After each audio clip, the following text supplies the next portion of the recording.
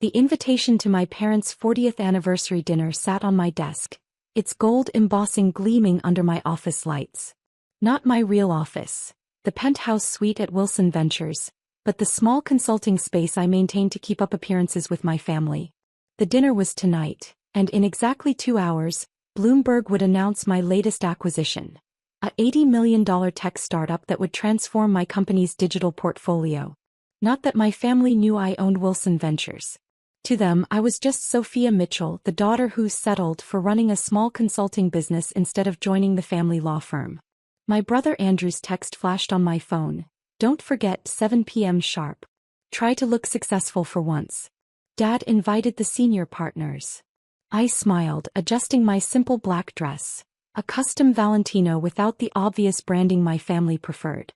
They had no idea that while they were building their prestigious law practice, I'd quietly built a venture capital empire worth over $500 million. The Mitchell family events were always exercises in status display, held at the most exclusive venues in Boston. Tonight, my parents had rented out the entire top floor of the Beacon Hill Club. As my driver pulled up to the entrance, I could see Andrew's new Tesla parked prominently by the door. Ms. Wilson, the driver said quietly, using my professional name, my mother's maiden name. Would you like me to wait? No need, James. But be ready for some interesting news alerts around 9. The club's marble foyer echoed with familiar voices, partners from my father's firm, family friends, and relatives all gathered to celebrate the Mitchell family's success. Or at least their version of success. Sophia. My mother's voice carried across the room, a hint of perpetual disappointment hidden beneath her warm tone. Darling, we weren't sure you'd make it. Still busy with your, what are you calling it now? Consulting practice. I accepted her air kiss, catching the scent of her signature perfume. Something like that, Mom. Well, she patted my arm consolingly, at least you're working. Though if you'd just taken the position at the firm. Mom, I cut her off gently, we've been through this. She sighed, adjusting her diamond necklace. I just worry about your future, dear. You're 35. It's time to think about stability. I thought about the stack of merger documents waiting on my real desk, the billions in assets under my management, the empire I'd built while they weren't watching. Andrew appeared, champagne in hand, his new Rolex catching the light. Little sister. Still playing entrepreneur. Hello, Andrew. I accepted the glass he offered. How's the firm? Expanding. He grinned. Dad's making me managing partner next month. Youngest in the firm's history. Congratulations. You know, he leaned in, cologne heavy in the air, that offer to join the firm still stands. Junior associate position. You'd have to work your way up, of course, but it's better than. He waved his hand vaguely. Whatever it is you're doing. I sipped my champagne, thinking of the news that would break in less than 2 hours. I'm happy where I am. Happy isn't the same as successful. My father's voice came from behind me. Though I suppose small business ownership has its charms. I turned to face him. Richard Mitchell, Boston's most prominent corporate lawyer, looked exactly as he always did, perfectly tailored suit, carefully styled gray hair, confidence bordering on arrogance. Hi, Dad. Happy anniversary. He nodded, studying my simple dress with barely concealed disappointment. You could have worn the Gucci I bought you for Christmas. This is more my style. Yes, he sighed. That's always been the problem, hasn't it? Your style never quite matched the Mitchell standard. The room was filling up with guests, law partners, judges, the elite of Boston's legal community. All here to celebrate my parents' marriage and, more importantly, the success of Mitchell and Associates. Richard, a senior partner, approached, crystal tumbler in hand. Quite a turnout. The whole legal community is here. My father beamed. William, have you met my daughter? The lawyer. William asked. No, my father's smile tightened slightly. That's Andrew. This is Sophia. She has a small consulting business. Ah. William's interest visibly dimmed.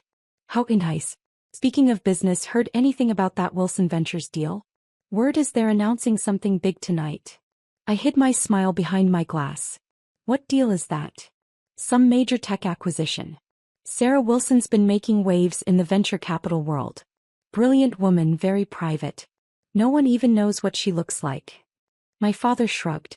We handle some peripheral legal work for them. Small stuff. They use Goldman for the major deals.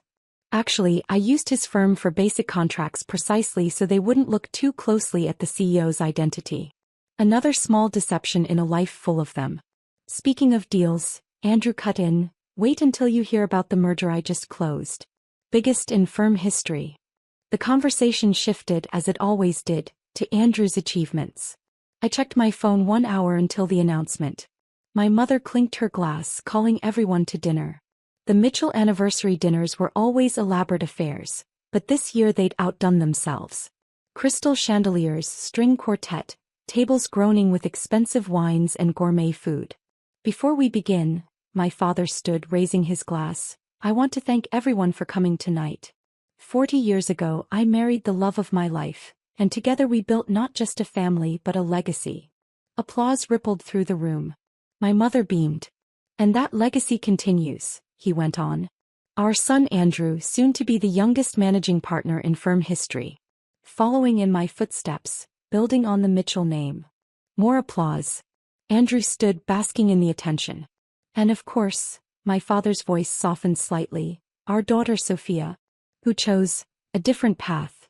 The silence that followed was heavy with unspoken disappointment. A small business owner, he continued, trying to sound proud and failing. Which is admirable in its own way. I checked my phone again. 45 minutes. Really, Sophia, my mother whispered from beside me, you could at least pretend to be interested in your father's speech. Oh, I am, I assured her. I'm just waiting for something. Another client for your little consulting firm? Andrew smirked. Something like that. The dinner proceeded as these events always did.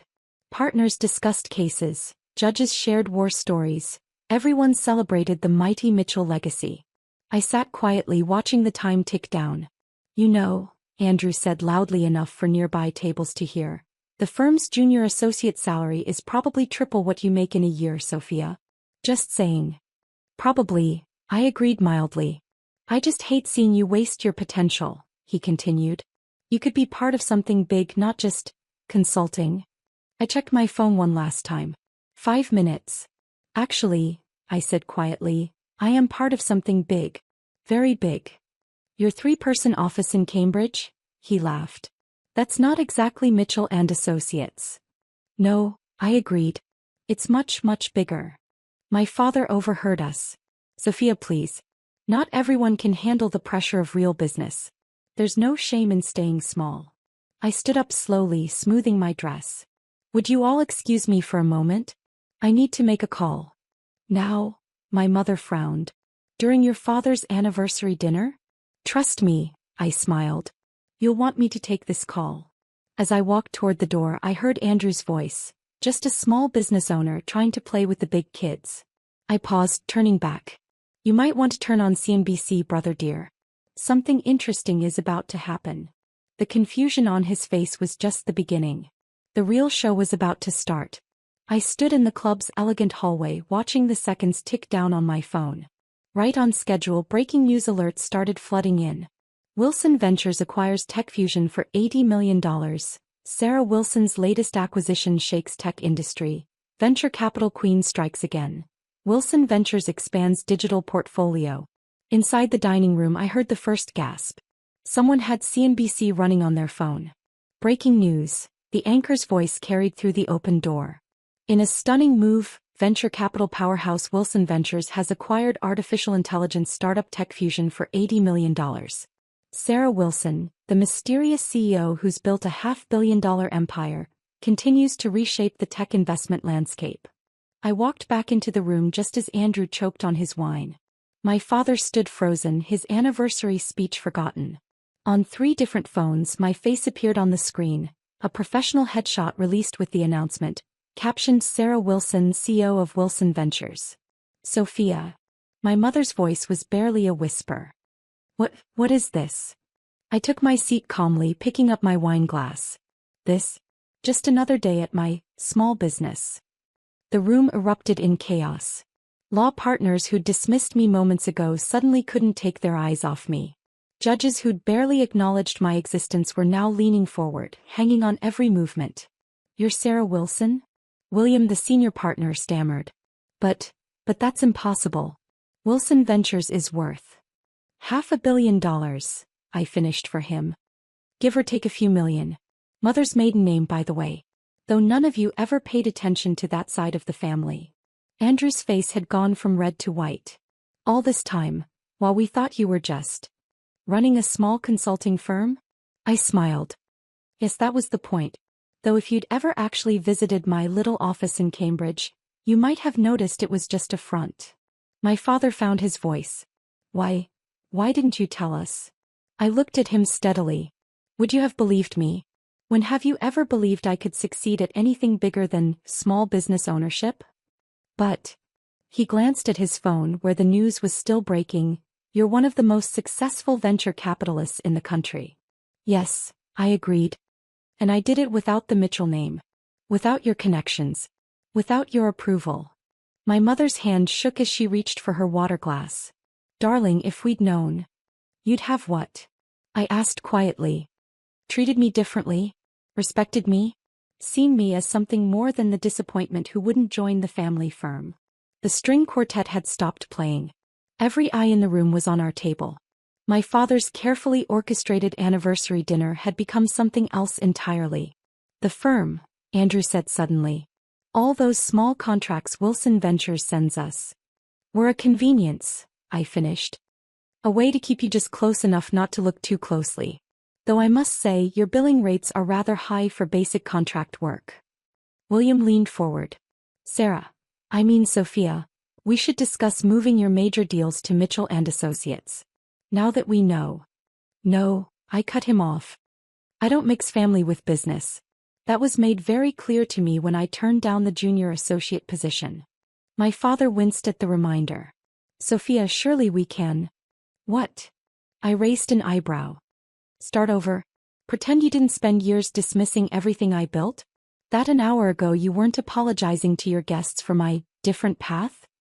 The news alerts kept coming. My phone buzzed constantly with messages from journalists, investors, and suddenly interested family members. I silenced it without looking. I don't understand, my mother said. All these years living in that small apartment, driving that modest car. Because I don't need to show off my success, I replied. I don't need everyone to know how much money I have or what I've achieved. That's the difference between us, isn't it? You measure success by what others see. I measure it by what I build. Andrew stood up abruptly. I need a drink. Sit down, I said firmly. For once in your life, listen to your little sister. The one you thought needed your career advice an hour ago. He sank back into his chair, face flushed with embarrassment. Tomorrow, I continued, the markets will open and Wilson Ventures stock will rise again. Your law firm will get calls from clients asking about your connection to me. People will want to know how the Mitchells produced such a successful daughter. And what should we tell them? My father asked quietly. The truth, I smiled. That you had no idea. That while you were busy building your law firm and protecting the Mitchell name, your daughter built something bigger.